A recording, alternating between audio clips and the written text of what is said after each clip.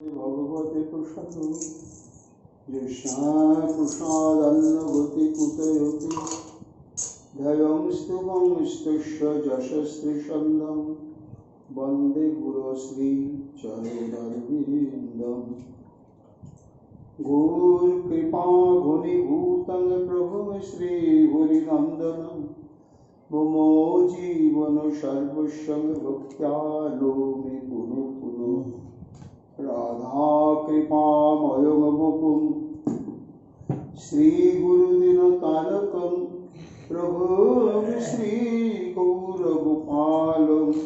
भक्त्यालोमि पुनः पुनः अजानुलम्बितभुजौ कनकावदातौ संकीर्तनैकपितरो कमलायताक्षौ विश्वाम्भरो द्विजवरो जुगधर्मपालो वन्दे जगत्प्रियकरो करुणावतारो आनन्दलीलामय विग्रहाय हिमावदिव्यचविसुन्दराय तस्मै महाप्रेमरसप्रदाय चैतन्यचन्द्राय नमो नमस्ते निरानन्दमिदं सर्वं प्रेमानन्दस्वधिकृतं येन तं सततं वन्दे नित्यानन्दजगद्गुरुं श्रीअद्वैत नमस्तुभ्यं कलिजनकृपानिधे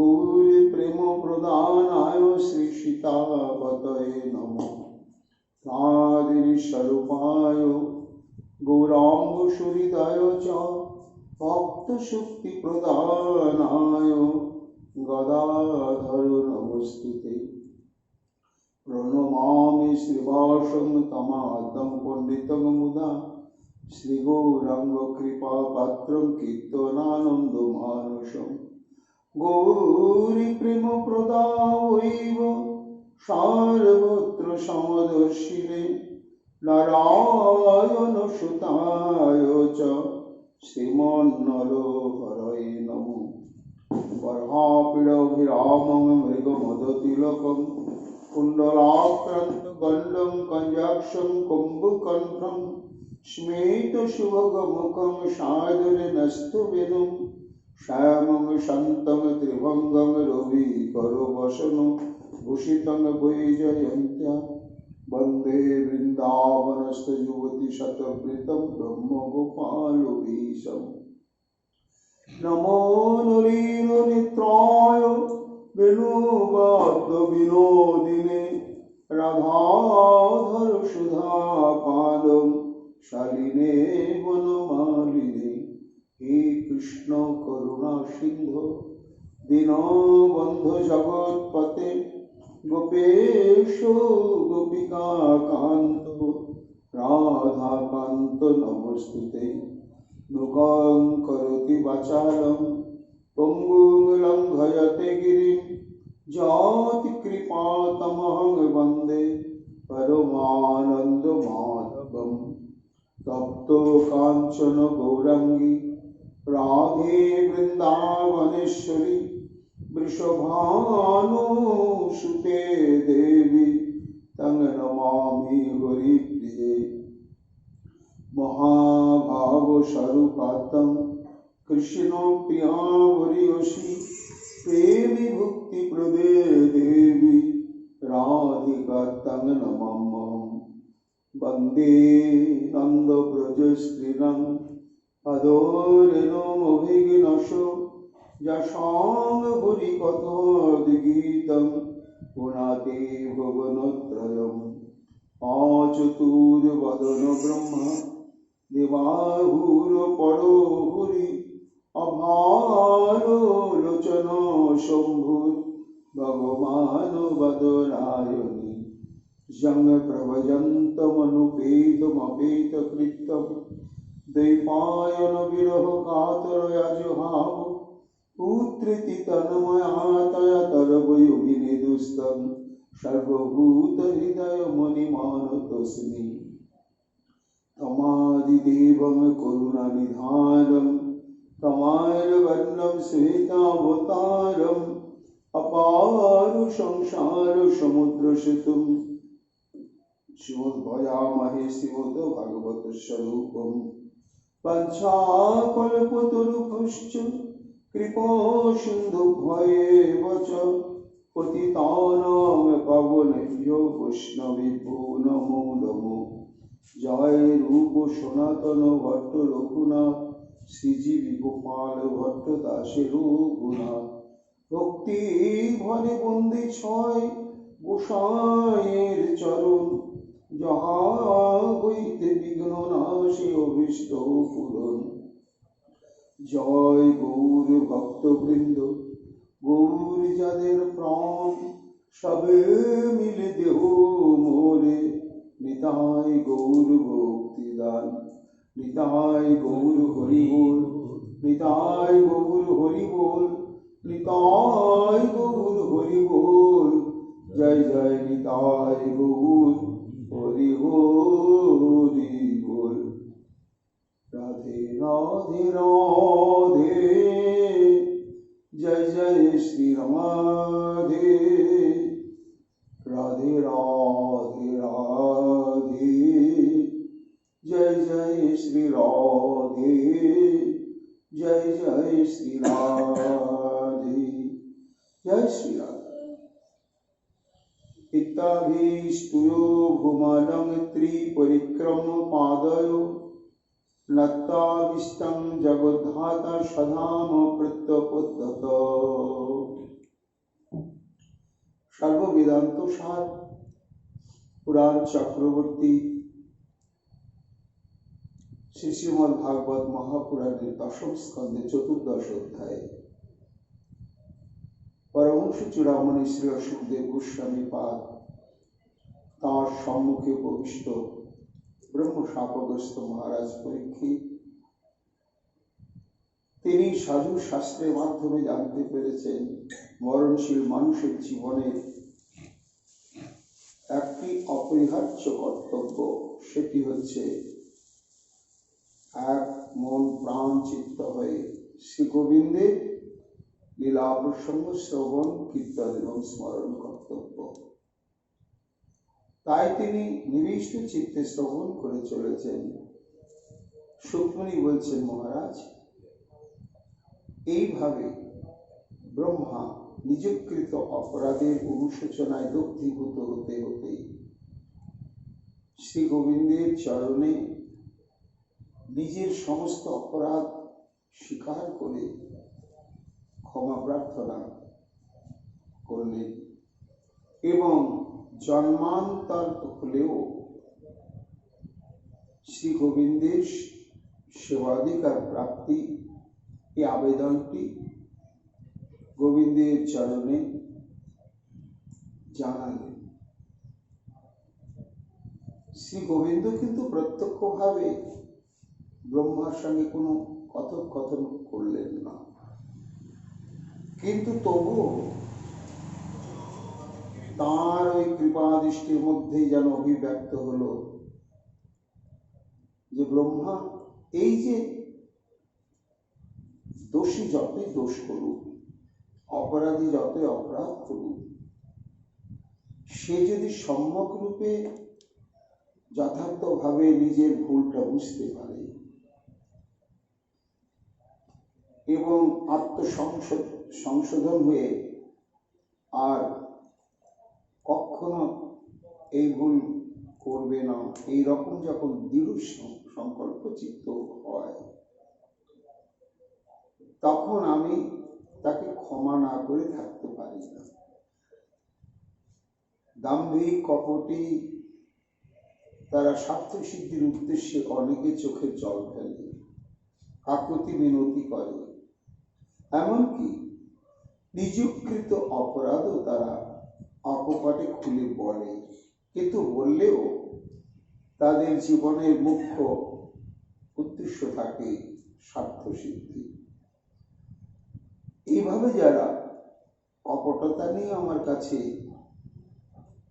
আত্মসমর্পণ করে, আমি তো সেটি অনুভব করি, তাই আমি কখনো তাদের প্রতি কৃপা বর্ষণ করতে পারি না। আমার এই কৃপা শক্তি ওইখানে স্তব্ধ হয়ে দাঁড়িয়ে থাকে। কিন্তু হে ব্রহ্মা, তুমি অকপটেই নিজের সমস্ত দোষ উজাড় করে আমার কাছে নিবেদন করেছ।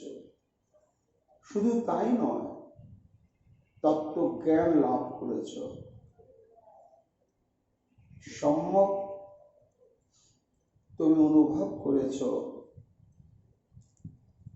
যে একমাত্র কৃষ্ণ ভজনই মুখ্য কর্তব্য। এই জন্য আমি তোমার প্রতি প্রসন্ন হয়েছি। তুমি প্রিয় সদা আমি প্রসন্ন তোমায়, এবে যে ইচ্ছা বর মাগো আমায়। তুমি তো চলে যাচ্ছ, কেন? তোমার যতদিন পরমায়ুষ কাল, ততদিন তোমাকে ব্রহ্মার পদে থাকতেই হবে। এটা আমার ইচ্ছা, আর এটা আমার নির্দেশ। তবে তুমি ব্রহ্মলোকে সৃষ্টি কার্যের ব্যস্ততা নিয়ে যতই থাকো, আমার কৃপা প্রভাবে তুমি সেই ব্রহ্মলোকেও আমার ভজন সাধন করবে। তাই আমার ইচ্ছা তুমি আমার কাছে কিছু বর প্রার্থনা করো।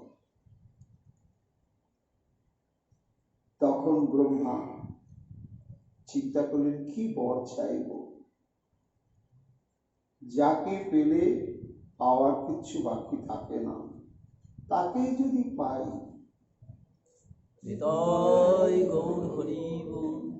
তো তার কাছে আবার চাইব কেন? জং লব্ধা না পরম বন্ধে, যাকে লাভ করলে আর কিচ্ছু পাওয়ার বাকি থাকে না, সেই গোবিন্দই যদি আমার হয়ে যান, আমার আর কি বরের প্রয়োজন রয়েছে? কিন্তু আমি বর চাইলে প্রভু সুখ হবে। আবদার করে যদি আমি বর চাই, তাহলে প্রভু সন্তুষ্ট হবে। এই জন্য আমার বরের প্রয়োজন না থাকলেও আমি প্রভুর কাছে বর চাইব। কেন না? তাঁর সুখের নিমিত্ত, তার প্রীতির নিমিত্ত।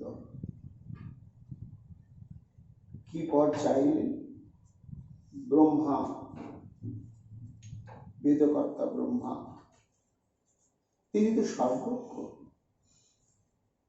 তিনি জানেন যে এই দাপর যুগেতে তিনি এতে চাংশ কলাবংশ কৃষ্ণস্তু ভগবান স্বয়ং, এই স্বয়ং রূপেই পরকীয়া রসনির্যাস আস্বাদনের জন্য তিনি প্রকটিত হয়েছেন। আর এই দাপর যুগের শেষেই যে কলিযুগ আসছে, এটি চিরকালের একটি হিসাব।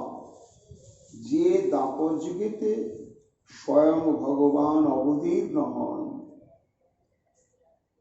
ঠিক সেই দাপর যুগের পরবর্তী যে কলি, সেই কলিতেও স্বয়ং ভগবান অবতীর্ণ হন। পরপর দুটি যুগেই তিনি আসেন। আর যে দাপরে তিনি স্বয়ং রূপে আসেন না, তার পরবর্তী কলিযুগ সমূহেতেও তিনি স্বয়ং রূপে আসেন না। তা এর পরে যে কলিযুগ আসছে, সেই কলিযুগে প্রভু অবতীর্ণ হবেন। এবং কি রূপে অবতীর্ণ হবেন? ব্রহ্মা সেটি অন্তরে জানলেন যে বৃন্দাবনে তিনি লীলা পুরুষোত্তম রূপে অবতীর্ণ হয়েছেন। আর এর পরবর্তী কলিযুগে তিনি হবেন প্রেম পুরুষোত্তম। অকাতরে প্রেম, যে প্রেমের খেলা ব্রজে খেললেন, খেলতে খেলতে তার অন্তরে একটি বাসনা জাগলো যে এই যে ব্রজ প্রেম, এটি যদি আমি সবাইকে আস্বাদন করিয়ে দিতে পারি, তাহলেই এই ব্রজ প্রেম পূর্ণভাবে আস্বাদন আমার সার্থক হবে। কেন আমি তো এখানে একা একা ভোগ করলাম, আর কলিতে প্রেম বঞ্চিত ত্রিতাপ তাপিত স্বরূপ জ্ঞান বিস্মৃত মায়াবরিত চিত্ত জীব, তারা তো আমারই। তারা মানুক বা না মানুক, বিশ্বাস করুক বা না করুক, তারা তো আমারই। আমার যারা, তাদেরকে এই প্রেম রস আস্বাদন করাতে পারলাম না। তাই তুমি আব্রহ্ম স্তম্ভ কীটাণুকীট সবাইকে এই পঞ্চম পুরুষার্থ প্রেম রস আস্বাদন করাবার জন্য প্রেম ও পুরুষোত্তম রূপে তুমি অবতীর্ণ হবে প্রভু, এটা আমি হিসাবে পাচ্ছি। তাই বর যখন চাইতেই বললে তখন বর চাই। ব্রহ্মা কহে কলি যুগে নদীয়াতে করিবে প্রকট লীলা সগন সহিতে। ঠিক এইখানে যেমন সমস্ত পরিকর বৃন্দকে নিয়ে তুমি প্রেমের লীলা রস আস্বাদন করলে, লীলা বিস্তার করলে, ঠিক নবদ্বীপে তুমি এই সমস্ত পরিকর বৃন্দকে নিয়ে তোমার এই পতিত উদ্ধারণ আর প্রেম বিতরণ লীলাটি তুমি সার্থক করবে। তাই বর অন্য কিছু চাইছি না। সেই সময় প্রভু মোরে করি অঙ্গীকার, জন্মাই বা নিচ কুলে এই ইচ্ছায় আমার। তুমি আমাকে নিকৃষ্ট বংশে জন্ম দিও, যাদেরকে কেউ স্পর্শ করে না, ভিন্ন, সেই যবন কুলে আমাকে জন্ম দিও। কেন? তোমাকে ব্রাহ্মণ কুলে জন্ম দেব না প্রভু, ওই নিচে কুলে দিও, তাতে কি হবে জানো? ওহে মোর প্রভু অভিমান অতিশয়, লোকে ঘৃণা করে যেন ওইছে দণ্ড হয়। আমাকে যদি অস্পৃশ্য বংশে জন্ম দাও, তাহলে কি হবে জানো? আমি অস্পৃশ্য হব, সবার কাছে ঘৃণ্য হব। এই যে আমি ব্রহ্মা, আমার অভিমান, আজ এই অভিমানী হয়ে তো আমি তোমাকে ব্যথা দিলাম, কষ্ট দিলাম। তাই এটা আমার শাস্তি, যে আমাকে সবাই ঘৃণা করুক, লোকে ঘৃণা করে যেন হয়েছে দণ্ড হয়। তৃতীয় আর একটি চাইবার, নিচু কুলে জন্ম দিও। দ্বিতীয় চাইছি, ঘুচাইবা আমার দারুণ দুষ্টু মতি, করাইবা তোমার শ্রী নামে গাঢ় রতি। হে প্রভু, এই দারুণ দুষ্টমতি যেন আমার অন্তরে তুমি প্ররোচিত করো না। তুমি তো বুদ্ধিবৃত্তিকে প্ররোচিত করো, তুমি প্ররোচিত না করলে কেউ কর্মানুষ্ঠানই করতে পারে না। তাই এই নিচে কুলে জন্ম দেওয়ার পরে আমার মনের মধ্যে যেন কোনো দুর্বুদ্ধি দিও না। সেই দুর্বুদ্ধিটা কি? লাভ পূজা প্রতিষ্ঠার অহংকারী হওয়া, তোমার অস্তিত্বকে স্বীকার না করা, সাধু বৈষ্ণব আদিতে মর্যাদা বোধহীন হওয়া, এই সমস্তই হচ্ছে দুষ্টবুদ্ধি। এগুলো থেকে তুমি আমাকে দূরে রাখবে প্রভু। আমি যেন ওই নিচ কুলে জন্মগ্রহণ করার পরে জন্মসূত্রে অর্থাৎ জন্মের থেকেই যেন করাইবা তোমার শ্রী নামে গাঢ় রতি, তোমার নামে এমন রতি আমাকে প্রদান করবে, আসক্তি প্রদান করবে, যে চরমতম ধারণাতীত উৎপীড়ন, অত্যাচার এবং প্রলোভনে যেন আমার সেই রতিমতি বিন্দু মাত্র টলে না। খণ্ড খণ্ড হয় দেহ যায় যদি প্রাণ, তথাপি না ছাড়িব তোমার এই নাম।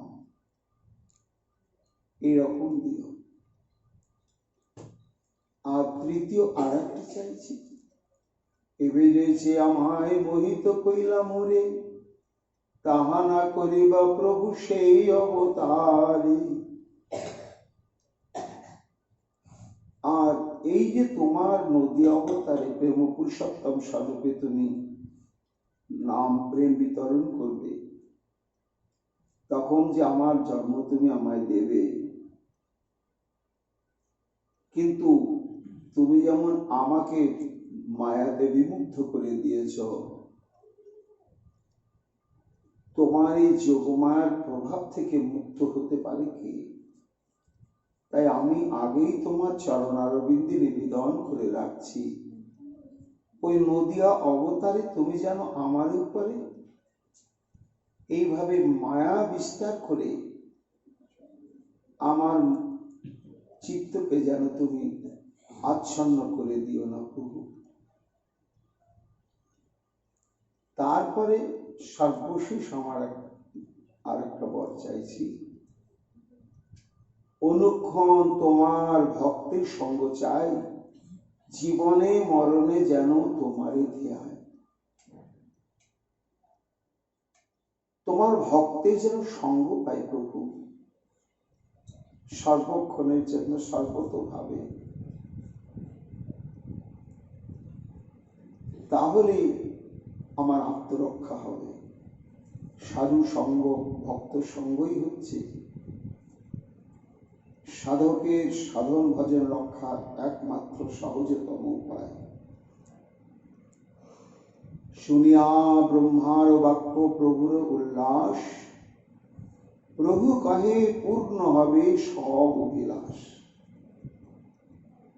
ভগবান প্রসন্ন হয়ে বললেন, ব্রহ্মা তুমি যে প্রার্থনা করলে, কলিযুগে যখন আমি অবতীর্ণ হব, তা আমার আগেই তুমি অবতীর্ণ হবে।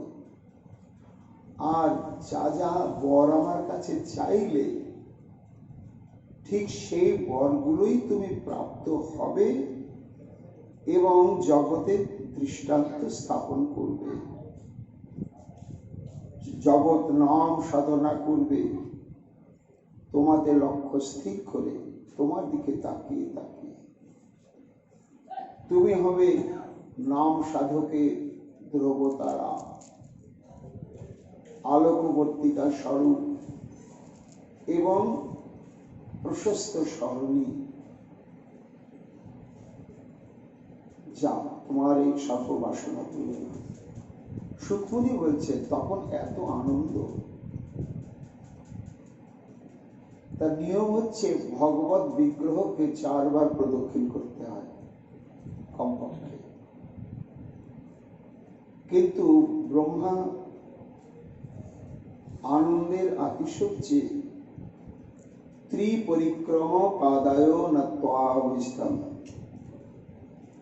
ভগবানকে 3 বার প্রদক্ষিণ করলেন। 3 বার প্রদক্ষিণ করে গোবিন্দের চরণে বারবার প্রণাম নিবেদন করে কৃষ্ণ গুণগান গাইতে গাইতে গাইতে ব্রহ্মলোকের দিকে চলে। 3 প্রদক্ষিণ করিবারে বার, পদ যুগে শত শত কইল নমস্কার। আজ্ঞা শিরে ধরি ব্রহ্মা গেল নিজ পুরে, সন্তোষিয়া ব্রহ্মারে পাঠাইলা দামোদরে।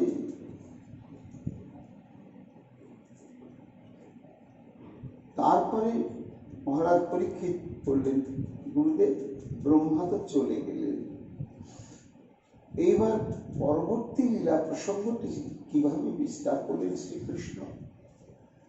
তখন সুখমণি বলছেন, মহারাজ লীলাটা যেখানে ছিল ওইখানেই আবার অমনি ভাবেই প্রকটিত হলো। 1 বছরের ঘটনাটা এখানে কোনো প্রভাব বিস্তার করলো না। কিভাবে করলো না জানো?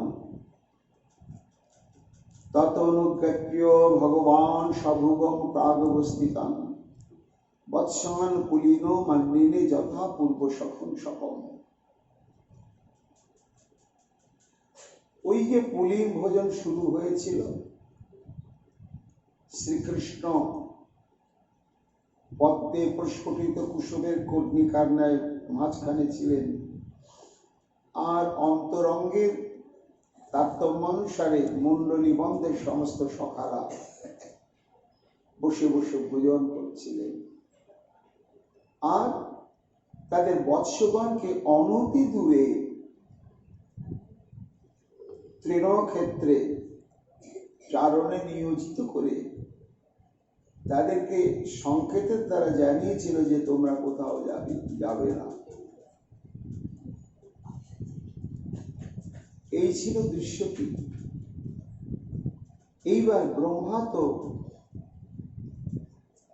ভগবানের মঞ্জুলীলা দর্শনের জন্য ওই সমস্ত বাছুরগুলোকে প্রলুব্ধ করে আস্তে আস্তে অন্য অন্য জায়গায় নিয়ে চলে গেলেন।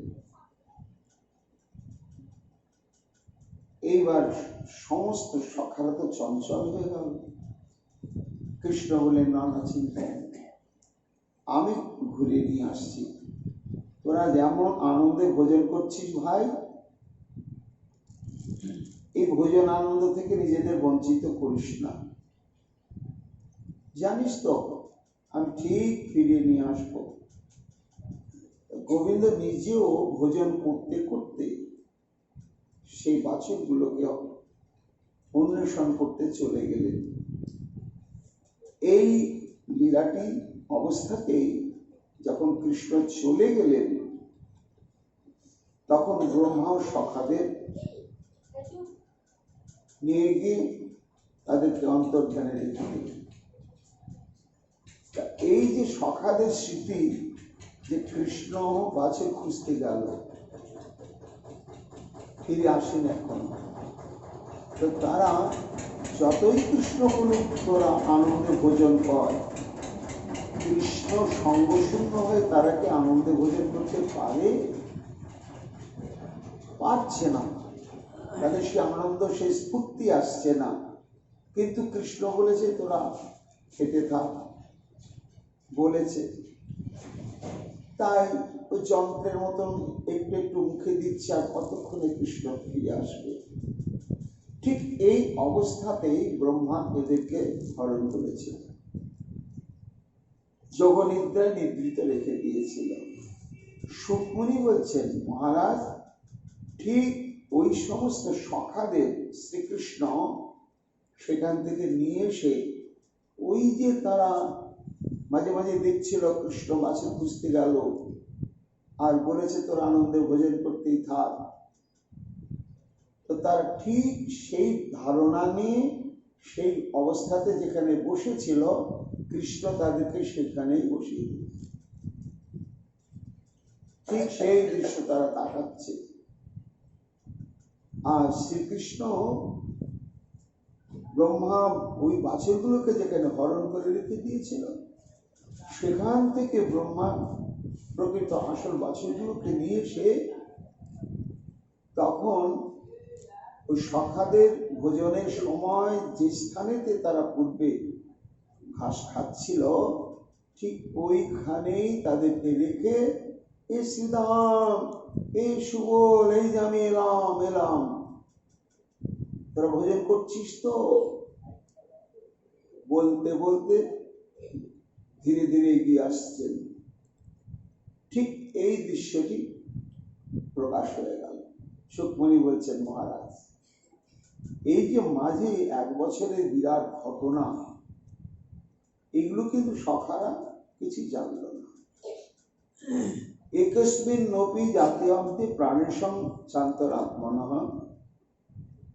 কৃষ্ণ মায়াহতার একজন ক্ষণার্ধন মেলির অন্ধকার।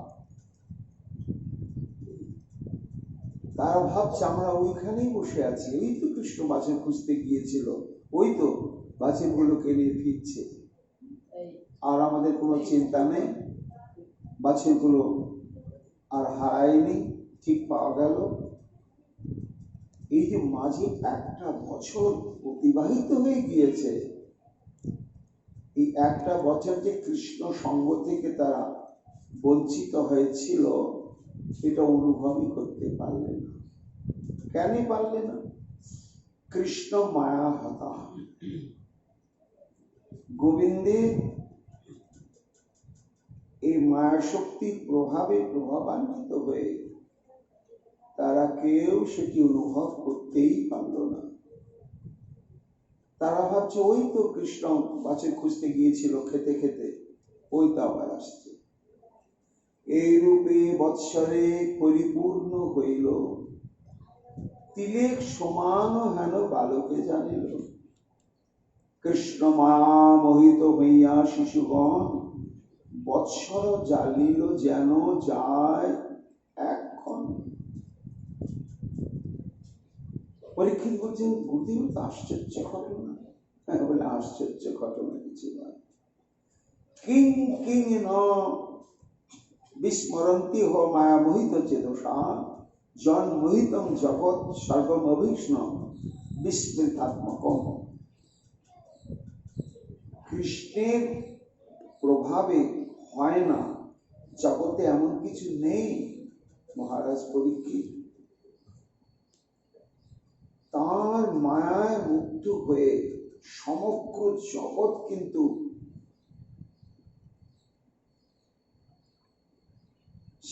ওই মোহদশার মধ্যে রয়েছে। একবার নারদ দেবী ভাগবতে রয়েছে, ভগবানকে বলছেন যে প্রভু তোমার মায়া মায়া মায়া মায়া মায়া, কি গো মায়া? এই মায়াটা কি, কি এর প্রভাব? আমার মাথায় ঢুকছে না। আমি কিন্তু তোমার মায়ার সঙ্গে কোনো সাক্ষাৎ দেখাই পেলাম না, তোমার মায়াটা কেমন, আর এই মায়ার প্রভাবটাই কেমন? গোবিন্দ বলছেন, ও ঠিকই বলেছ, সত্যি মনে হয় মায়ের কোনো প্রভাব নেই, তার থাকলে তো তুমি দেখতেই পেতে। হ্যাঁ, হয়তো সবাই এটাকে অনুমান করে বলে, তাই হয়তো বলে। চলো আমরা একটু বন ভ্রমণ করে আসি। বন ভ্রমণ করতে গিয়েছে, কি অদ্ভুত প্রমোদ কানন, সমস্ত অদ্ভুত অদ্ভুত কুঞ্জ, ফল ফুলে পরিশোভিত কানন। শ্রীকৃষ্ণ হঠাৎ বললেন, অনেকক্ষণ ঘুরছি তো, নারদ পিপাসা পেয়েছে, তুমি একটু জল দেখো তো এখানে কোথাও পাওয়া যায় কিনা। পিপাসা পেয়েছে প্রভু, কোনো চিন্তা নেই, আমি ব্যবস্থা করছি। তার নিষ্কিঞ্চন নারদ, তার ঝোলার মধ্যে তো লোটা কম্বল থাকে, এইবার লোটাটা বের করে, জলপাত্রটা বের করে জলের অনুসন্ধানে বেরিয়েছে। বেশ কিছু দূর গিয়েই দেখছি কি অদ্ভুত একটি সরোবর, এত সাজানো গোছানো, চারদিকে চারটি মণি মাণিক্য খচিত প্রস্তাব নির্মিত সমস্ত সোপান ভরা ঘাট, জলে কত স্বর্ণপদ্ম, রক্তপদ্ম, নীল পদ্ম প্রস্ফুটিত শ্বেত পদ্ম, আর সেই পদ্মগন্ধে আমোদিত হয়ে রয়েছে সহস্র সহস্র ভ্রমর গুঞ্জার করছে। কত জলচর পাখি কি মধুর কণ্ঠে গান গাইছে, তারা বিচরণ করছে। আর জলকে দেখে মনে হচ্ছে যেন অমৃত, মধু, স্বচ্ছ। ভালোই হলো। জলপাত্রটি ঘাটে নেমে ডুবিয়ে জলপাত্রটি জল পূর্ণ করে দিতেই উঠেছে, আর উনি সম্মুখে দেখছেন এক অদ্ভুত শচী, উমা, রম্ভা, তিলোত্তমা ইত্যাদি উর্বশী বৃন্দের চাইতো পরমা সুন্দরী এক রমণ। সে বরমালা নিয়ে দাঁড়িয়ে আছে, আর নারদ যে জল নিয়ে উঠেছে, আর সঙ্গে সঙ্গে সে বর মাল্যটি তার গলায় দিতে উদ্যত হয়েছে। নারদ বলছে, আরে আরে কে, তোমার পরিচয় কি, আর আমার গলায় তুমি বর মাল্য দিচ্ছ কেন? সে তখন বলছে, আমি এই সরোবরের অধিষ্ঠাত্রী দেবী। আমার সংকল্প ছিল, আমি এখনো প্রতিবরণ করিনি, তাই বহুকাল আমি তপস্যা করে বর প্রাপ্ত হয়েছিলাম যে আমার এই সরোবরে যে জল নিতে আসবে তাকে আমি প্রতিরূপে বরণ করব। এই বরটা আমি প্রাপ্ত হয়েছি, আর যদি কেউ এটি অঙ্গীকারে অস্বীকৃত হয় তাহলে আমি তাকে অভিশাপ দেব।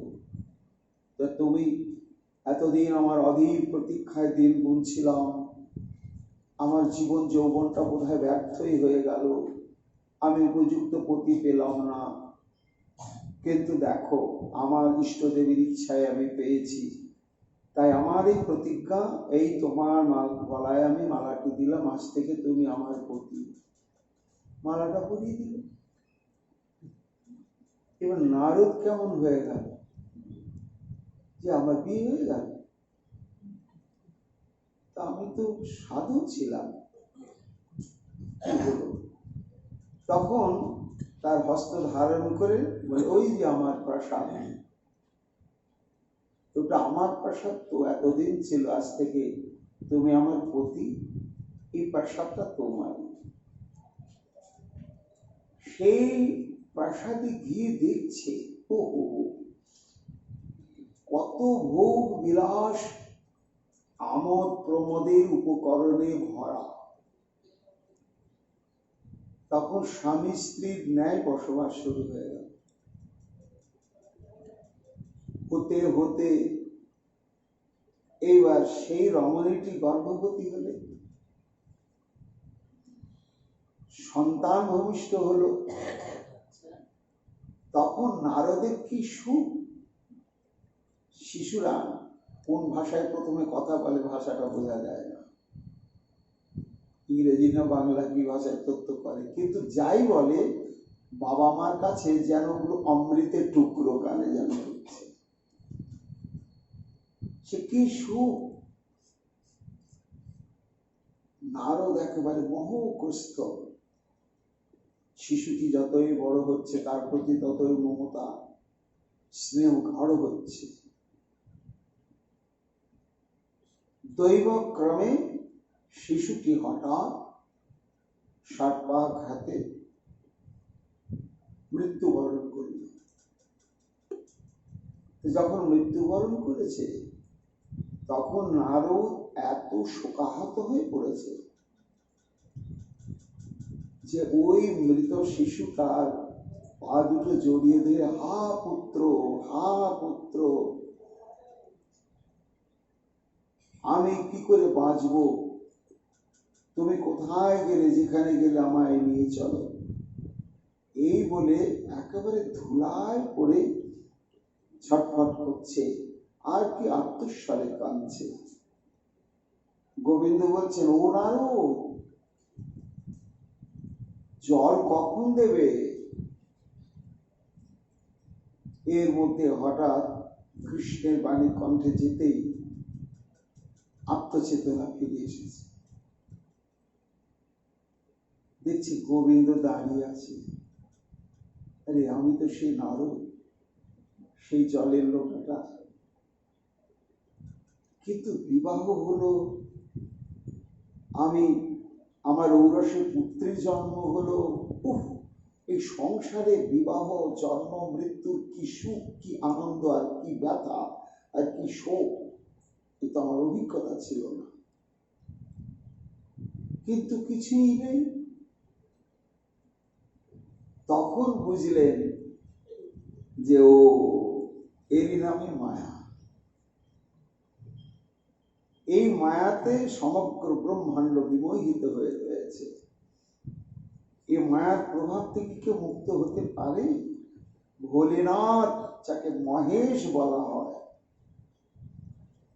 মহা ঈশ্বর, তিনি পর্যন্ত যখন ভগবান মোহিনী রূপ ধারণ করলেন, তখন তার সঙ্গ করবার জন্য এমন ভাবে প্রলুব্ধ আকৃষ্ট হয়ে ছুটলেন, ভাগবতের বিস্তৃত বর্ণনা করা রয়েছে।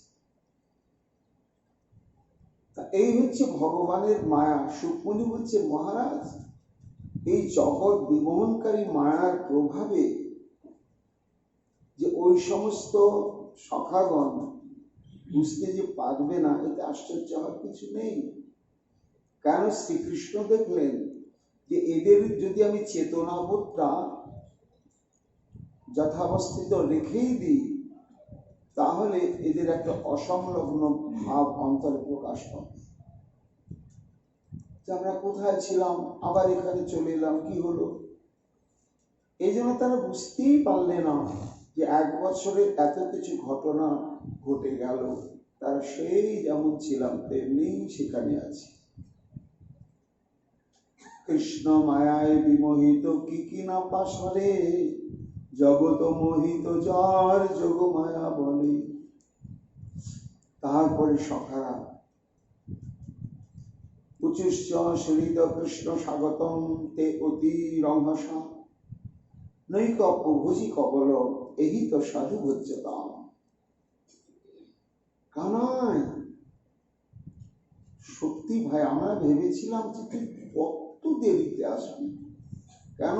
ওই দিগন্ত বিস্তৃত প্রান্তরের শেষ স্থানে তো আমরা বাছুরগুলোকে দেখতে পাচ্ছিলাম না।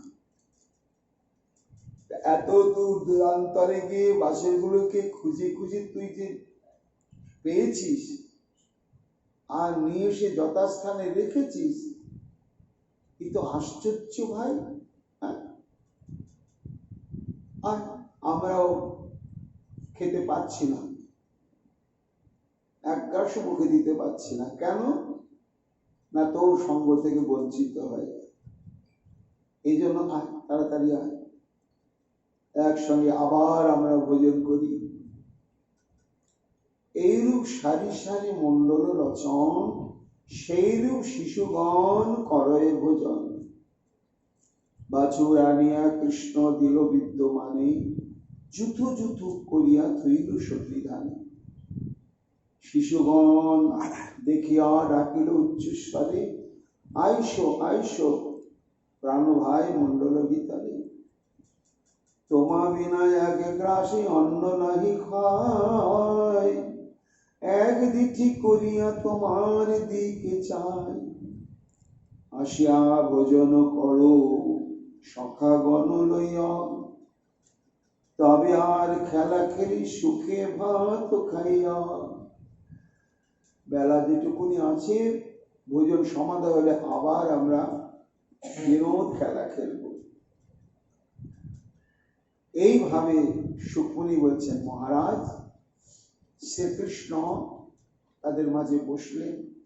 আবার সেই পূর্বের মতন নিজে হাসছেন, সবাইকে হাসাচ্ছেন, নিজে একটু খাচ্ছেন, সবাইকে উচ্ছিষ্ট প্রদান করছেন। এইভাবে বিচিত্র লীলা বিলাসকে অবলম্বন করে ভোজন লীলা সমাধা করলেন। তত হসন ঋষিকেশ অভ্যব হৃত্য সাহার ভকই, দর্শয়ং চর্মা জগর নবতত বনাদ ব্রজম। এদিকে ধীরে ধীরে বেলা ডুবতে বসল। তখন শ্রী গোবিন্দ বললেন, সুদাম সুদাম, ওই এক বেলা ডুবতে বসেছে ভাই, চল আর আমরা বিলম্ব করবো না। যার যার বৎস সমূহকে সব একত্রিত করো। এই বলে সক্ষণী বলছেন, মহারাজ তাদেরকে নিয়ে ধীরে ধীরে অগ্রসর হলেন গোকুলের দিকে। হঠাৎ সখারা বলছে, উনি কানাই, আরে সাপের মতোটা কি দেখা যাচ্ছে? 1 বছরে অঘাসুরের শরীরটা, বিশাল শরীর তো শুকিয়ে গেছে, শুকিয়ে চামড়াগুলো হাড়ের সঙ্গে লেগে সর্পাকৃতি রূপ ধরেই রয়েছে। সখাগণের ধারণা এলো না যে এই তো আমরা ওর পেটের মধ্যে ঢুকে গিয়েছিলাম ভুল করে, কানায় আমাদের উদ্ধার করলো, আর এর মধ্যে শুকিয়ে গেছে শরীরটা। এটা কিন্তু তারা অনুসন্ধান করলো। শ্রীকৃষ্ণ বলে, হ্যাঁ রে, চিনতে পারছিস নে, ওই যে সেই অজগরটা। ও তাই তো। এতক্ষণে তাদের সেই স্মৃতিটা ফিরে এলো।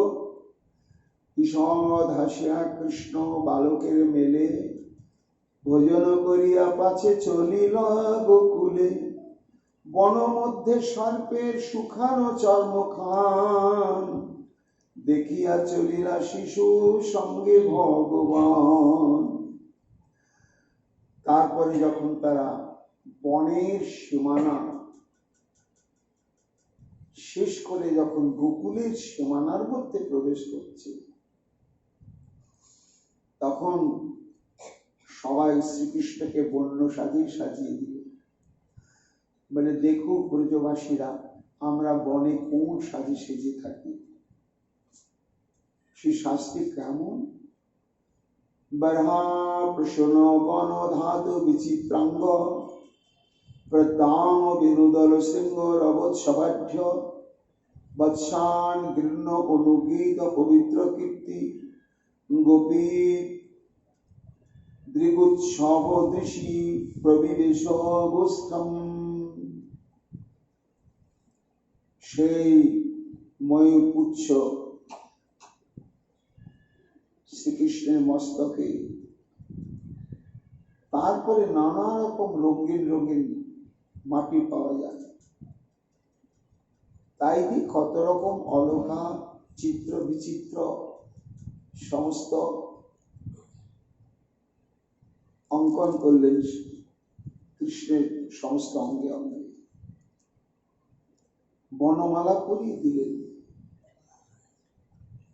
আর গোবিন্দ আনন্দে তখন সেই বেণু বাজাতে বাজাতে বৎসান বাছুরগুলোর নাম ধরে ধরে ডাকছেন আর ধীরে ধীরে অগ্রসর হচ্ছে। সখাদের এত আনন্দ হয়েছে, তারা তখন সুকমণি বলছেন যে কৃষ্ণ তো বাঁশিতে নানা ছন্দে সেই বৎসগণের নাম ধরে ধরে গান করছেন, আর ওই সমস্ত সখা কৃষ্ণের যত যত এই চারণ লীলাতে এসে যত যত মঞ্জু লীলা তারা সাক্ষাৎ দর্শন করেছেন আজ পর্যন্ত, সেই সমস্ত লীলা প্রসঙ্গকে নিয়ে গান বেঁধে তারা তখন কৃষ্ণের মহিমা কীর্তন করতে করতে কৃষ্ণের সঙ্গে সবাই চলছে। পবিত্র কৃত কীর্তি এবং সেই গোবিন্দের স্বরূপটি কেমন না, গোপী দৃগুৎসবদৃশি জগজন নয়নানন্দ। গোবিন্দের এই মাধুর্যমণ্ডিত মূরতি হচ্ছে ব্রজগোপিকাগণের তৃষিত নয়নের উৎসব তুল্য। তারা সারা দিন অপেক্ষা করে থাকে কখন সেই প্রাণ গোবিন্দ আসবেন। এইভাবে সমস্ত ব্রজগোপীগণের নয়নের উৎসব বিস্তার করতে করতে শ্রী গোবিন্দ সখাগণ কর্তৃক প্রশংসিত সঙ্গীতে অর্চিত হতে হতে বংশী বাদন করতে করতে প্রবেশ করলেন গোষ্ঠে। বরিহাভূষণ বন ধাতু বিরচিত, বিচিত্র বিবিধ বেশ অঙ্গে সুললিত, উদার মুরলী সিংহা শবদ মঙ্গল, ব্রজবধূ নয়ন আনন্দ কলেবর। নাম ধরি ধরি বৎস ডাকে ঘন রায়, পবিত্র চরিত্র গুণ অনুগতে গায়। গোকুলে প্রবেশ কইলা ত্রিভুবন রায়, ডাক দিয়া শিশুগণ গোকুলে জাগায়। ওই আসবার সময় সে অঘাসুরে অস্থি আর চর্ম দেখে এসেছে, তো তখন ওটাই তাদের স্মৃতিতে খুব জেগে উঠল। সকালে উদ্যান মহাবেল যশোদানন্দ শুনুনা, হত অবহিত অবয়ং চশমাদিতি বালা ব্রজে যোগু। সুকমণি বলছেন সেই ঘটনা এই 1 বছর পরেতে আসল শ্রীদাম সুদাম সখা আর আসল বৎসগুলো আজকে গোকুলে প্রবেশ করছে। এতদিন কৃষ্ণই সখা এবং বৎস সেজে সেজে তিনি প্রবেশ করেছেন, আজকে আর তা নয়, প্রকৃত তারাই আজকে প্রবেশ করছে। এই জন্য তারা আপন আপন পিতামাতার নিকটে গিয়ে একেবারে অত্যন্ত আগ্রহের সঙ্গে ঘোষণা করতে লাগলো, বাবা বাবা মা মা শোনো, মহাবেল যশোদানন্দ শুনো না, হত আজকে না কানাইয়া কি বিরাট একটা অজগর সাপ পেরে ফেলেছে। আর সেই ভয়ঙ্কর সর্পটা আমাদের গিলে ফেলেছিল। কৃষ্ণ আমাদেরকে তার উদর থেকে তাকে নিহত করে উদ্ধার করলে। সবাই শুনে আশ্চর্য হয়ে গেল। 1 বছর আগেকার ঘটনা এটা, কিন্তু ওরা কি বলছে অদ্য, আজকেই ঘটেছে, ওদের স্মৃতিতে তো আজকেই রয়েছে। আজি এক মহাসর্প পর্বত আকার, এই নন্দসুতে তাহা করিল সংহার। আমার সবাই উদ্ধারিল তার মুখবাণে, দেবে স্তুতি পূজা পুষ্প বরিশানে। ব্রজপুরে শুনিয়া লাগিল চমৎকার, বড় ভাগ্য পুণ্যে আজি হইল প্রতিকার। সুকমণি বলছে সব ব্রজবাসীরা চিন্তা করলে, যাক নারায়ণের অশেষ কৃপা যে এই অজগর কর্তৃক আক্রান্ত এবং ভুক্ত হওয়ার পরেও যে নারায়ণের কৃপাতে শ্রীকৃষ্ণের মাধ্যমে এদের উদ্ধার হয়েছে, এটাই নারায়ণের আশীর্বাদ। এই শব্দ শুনিয়া যত গোপ গোপীগণে, শীঘ্র কৃষ্ণে আসি কইল দর্শন লাভে।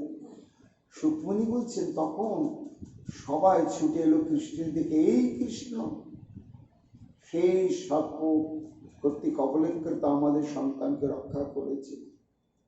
তখন তারা প্রাণ ঢেলে আদর স্নেহ স্নুম্বন মস্তক আঘ্রাণ ইত্যাদি করতে শুরু করল। এতক্ষণে সব শুনছে মহারাজ পরীক্ষিত। শুনতে শুনতে এইবার একটি প্রশ্ন জাগল, ব্রাহ্মণ পরোদ্ভাবে কৃষ্ণে ইয়ান প্রেমা কথম ভাবে, যে অভূতপূর্ব স্তোকেষু সদ্ভাবেশ্য বিকথ্যতাম। এই যে নিজের পুত্রের চাইতো কৃষ্ণের প্রতি ব্রজবাসী গণের যে ধারণাতীত অত্যাধিক অকৃত্রিম প্রেম ব্যবহার, এটা কি করে সম্ভব? কেন না, পরোক্ষভাবে কৃষ্ণ তো নন্দ যশোদার পুত্র, তাদের তো পুত্র নয়। তো চিরদিনই নিয়ম রয়েছে, পিতা মাতাগণ নিজের সন্তানকে প্রাণ দিয়ে ভালোবাসে। নিজের সন্তানের চাইতে অধিক অধিক প্রাণ নিংড়ানো প্রেম পরের ছেলেকে কেউ কখনো দেয় না। এটা তো আশ্চর্য প্রভু। ওদের আপনার মুখে লীলা প্রসঙ্গ শ্রবণ করতে করতে আমার একটা অভিজ্ঞতা হলো, যেভাবে তারা কৃষ্ণকে আদর করতে লাগলো, সন্তানকে ওইভাবে প্রীতির সঙ্গে আদর করে না, অত ব্যাকুলতা প্রকাশ করে না। এই ব্যতিক্রমের হেতুটা কি? সবাই তো জানছে এটা যশোদার পুত্র, নন্দ মহারাজের পুত্র, তবু নিজের পুত্রের চাইতো কেন অধিক অধিক ভালোবাসছে? এর কারণটা কি? তবে রাজা জিজ্ঞাসিল মুনির চরণে, এত বড় অদ্ভুত ঘটিল কেমনে? বপুগণ কহে কৃষ্ণে প্রেম কইল নিরন্তর, পরপুত্র কৃষ্ণে প্রেম কেনে এত বড়? শতভাগ প্রেম নহে আপন তনয়ে, কহ গুরু এত বড় অদ্ভুত হয়? তখন সুখদেব গোস্বামী পাদ বলেন, হ্যাঁ মহারাজ, এর পেছনে একটি তত্ত্ব রয়েছে। সেই তত্ত্বটা কি জানো? সর্বেষামপি ভূতানাং নৃপ সাত্মৈব বল্লভ, ইতরে অপত্য বিদ্যাৎ বল্লভ তয়বহি। এই যে জীবের মধ্যে একটা প্রেম প্রবৃত্তি রয়েছে, এই প্রেম প্রবৃত্তিটি প্রেম ব্যবহারের জন্য সম্বন্ধ খোঁজে, কিন্তু এই প্রেমের সম্বন্ধ তত্ত্বটা প্রকৃত পক্ষে কে? না, এটি নিখিল বেদশাস্ত্র উপনিষদে বলা হয়েছে। ঋষিগণ ভগবত কৃপাতে এটি সম্যক উপলব্ধি করতে পেরেছেন যে এই যে প্রেম বস্তুটি রয়েছে, এই প্রেম বস্তুটি একমাত্র শ্রী গোবিন্দের জন্যই। গোবিন্দই একমাত্র ভালোবাসার সম্পদ, গোবিন্দই একমাত্র ভালোবাসার পাত্র, গোবিন্দই একমাত্র ভালোবাসার আধার। তবে আমাকে ভালোবাসি কেন? আমার পুত্র কন্যাকে ভালোবাসি কেন? সুকমণি বলছেন, মহারাজ এর কারণ আছে। আমিটাকে প্রকৃত পক্ষে না, প্রকৃত পক্ষে হচ্ছে আমি শ্রীকৃষ্ণের অংশ, বিভিন্ন অংশ, এবং কৃষ্ণের সঙ্গে আমার নিত্যকালের সম্বন্ধ রয়েছে দাস, আমি দাস। এইবার আমি যে কৃষ্ণের প্রতি প্রেম উৎসর্গীকৃত হয়, প্রেম ওই কৃষ্ণের প্রতি উৎসর্গীকৃত না হলে সে কখনো পরিতৃপ্ত হয় না। সেই কৃষ্ণের স্ফুলিঙ্গ কণস্বরূপ চিৎকণ জীবাত্মা, তাহলে তাত্ত্বিক বিচারে এও কৃষ্ণ। এই জন্য আমাদের প্রত্যেকের প্রথম ভালোবাসাটা হয় নিজের প্রতি। নিজের আত্মাকে যত বেশি ভালোবাসি, আর অন্য কাউকে আমরা ভালোবাসি না।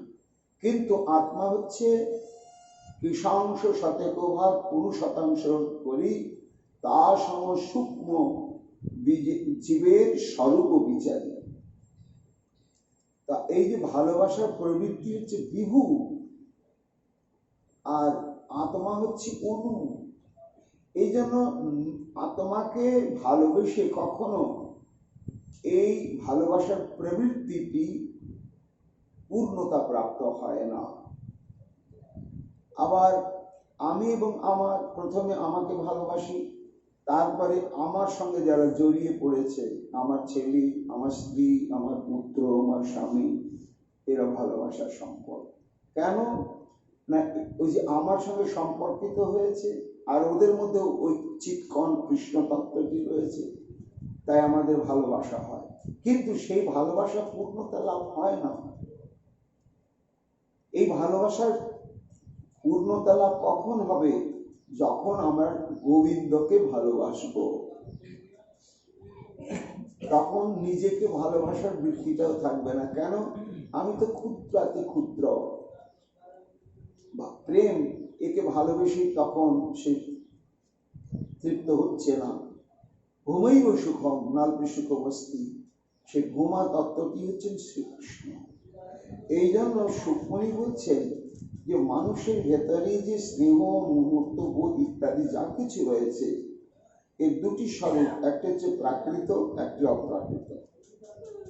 এই প্রাকৃত মমত্ববোধটি যখন গুরু বৈষ্ণবের আনুগত্য নিয়ে ভজন করতে করতে করতে করতে এটি শোধিত হয়ে যায়, তখন অপ্রাকৃত মমত্ববোধে রূপান্তরিত হয়।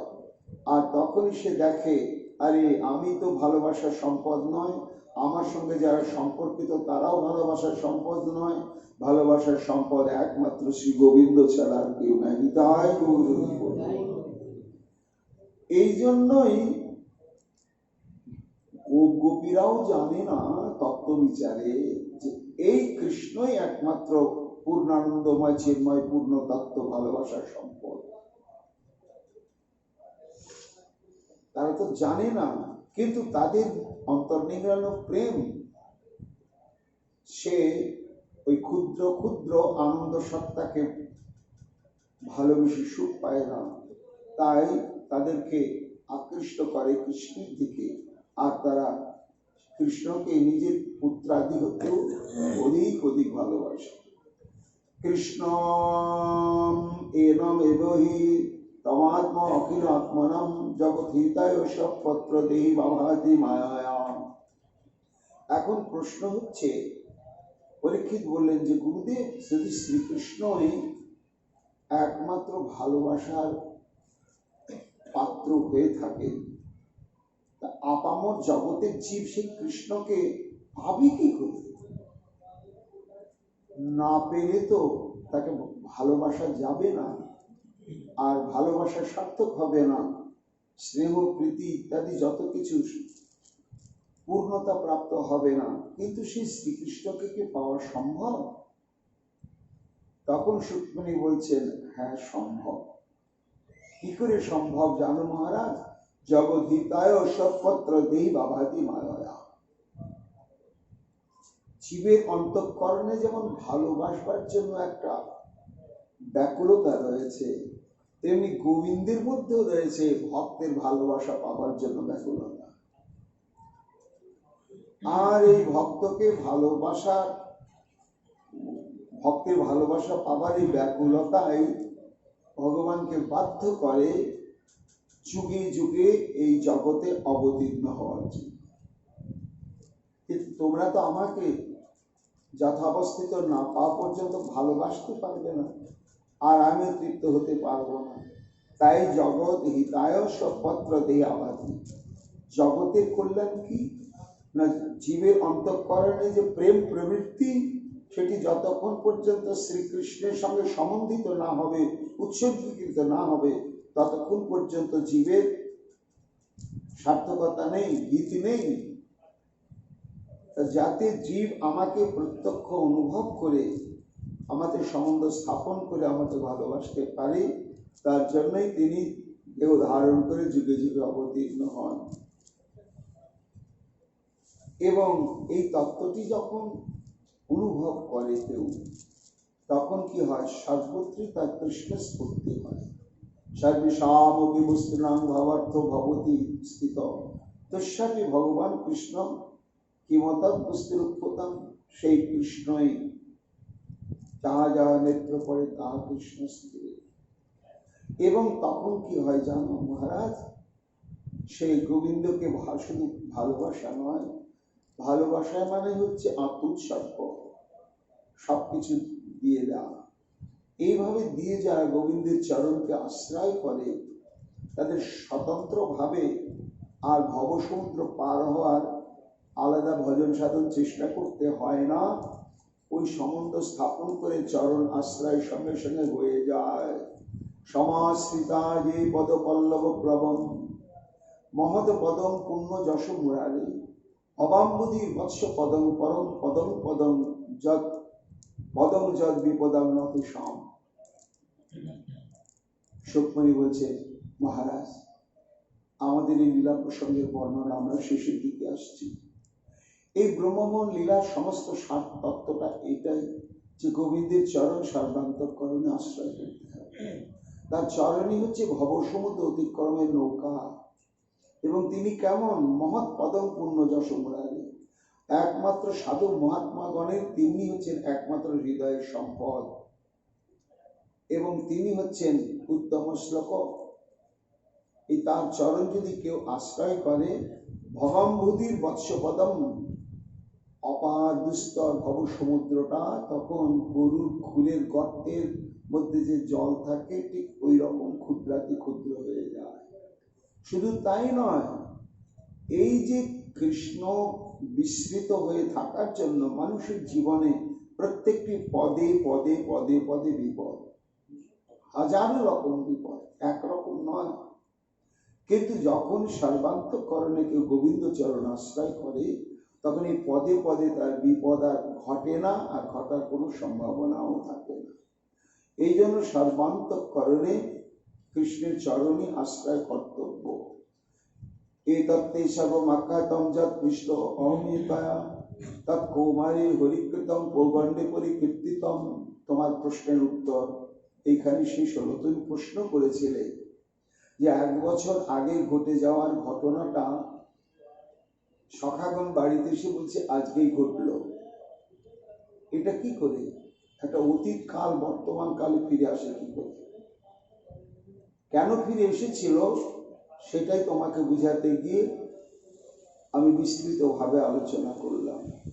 এবার মহারাজ, এতৎ শরীরভির চরিতম মুরারে রঘার্দনম সাধ বল যে মনম চ ব্যক্তি তরৎ রূপময়স বভম চিত্তবম শ্রীনন গৃহনীতি নরখিলার্থাম। যারা এই ব্রহ্মমোহন লীলার মধ্যে ধারাবাহিক যে প্রসঙ্গগুলো বর্ণনা হয়েছে, কি না পুরীর বিহার, তারপরে সখাগণ পরিবৃত উচ্ছিষ্ট ভোজনের লীলা, বৎসচারণের লীলা, তারপরে ব্রহ্মা কর্তৃক বৎস শিশু হরণ লীলা, তারপরে নিজেই শ্রী গোবিন্দ অজস্র সখা এবং বৎসরূপ ধারণ, তারপরে ব্রহ্মার দিব্য জ্ঞান লাভ। এই প্রসঙ্গগুলো যারা অত্যন্ত শ্রদ্ধা বিশ্বাসের সঙ্গে শ্রবণ কীর্তন করবেন, তাদের কি হবে? অখিলার্থাম, জীবের যে একমাত্র প্রয়োজন তত্ত্ব পঞ্চম পুরুষার্থ কৃষ্ণ প্রেম, যা পেদার পেতে হয় না কিছু, সেই দুর্লভ কৃষ্ণ প্রেম ভক্তি মহাসম্পদ তাদের লাভ হবে যারা এই লীলা শ্রবণ করবেন বলে সুখদেব গোস্বামী পাদ লীলার এইখানে উপসংহার করলেন। এবং পূর্ববৎ শাখাগণ আবার সেই যমুনা পুলিনবনে যেমন যেমন লীলা প্রকাশ করছিলেন করলেন। ইতি শ্রীমদ্ ভাগবতে মহাপুরাণে পারমহংসাং সংহিতায়াং বৈয়াসিকাং দশম স্কন্ধে ব্রহ্মস্তুতি নাম 14 অধ্যায়। নিতায় গৌর হরি বল। আমাদের ভাগবতী কথা এইখানেই আমাদের বিশ্রাম লাভ করছে। আগামীকাল থেকে আমরা অন্য প্রসঙ্গ আস্বাদন করব।